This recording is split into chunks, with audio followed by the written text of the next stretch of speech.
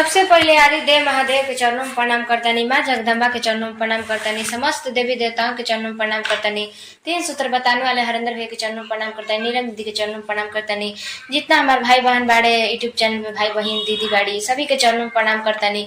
हमारे प्रणाम अपने चरणों से गार करे, जो भी गलती हुई ये भजन में त्रुटि हुई क्षमा करम जा। मांगिले मन त हम कई के बरत राउर सामने सुमार ये दया करिए महादेव। मांगिले मन त हम कई के बरत राउर सावन में सुमार ये दया दिए महादेव। बनल रहे घरवा दुआर ये दया दिए महादेव। बनल रहे घरवा दुआर ये दया दिए महादेव। हमार भाई रे भतीजवा दुख से दूर हो रहा। हमारे बाबा भवनवा सुखवा शिवजी पूरे रहत। हमारे भाई रे भतीजवा दुख से दूर हो रहा। हमार बाबा भवनवा सुखवा शिवजी पूरा रहत। सबका के घर भरे अनाधन सुनावा करी बिनत बार बार ये दया करिए महादेव।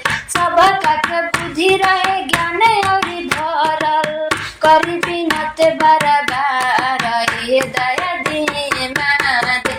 बनल रहे घर परिवार ये दया दिए महादेव। बनल रहे घरवा दुआर ये दया दिए महादेव। की हाथवा रखले रहब माथवा के ऊपर हो। की हाथवा रखले रहब माथवा के ऊपर हो। की गावत रह पिंकी शिशिया बहन पुजरिया हो। की हाथवा रखले रहब माथवा के ऊपर हो। की गावत रह पिंकी शिशिया बहन पुजरिया हो। रे मम्मिया पापा दूर कबो नहीं हो खस संगे रहस परिवार ये दया दिए महादेव। चाचा चाची दूर कबो नहीं हो खस संगे रहस परिवार ये दया दिए महादेव। बनल रहे घरवा दुआर ये दया दिए महादेव।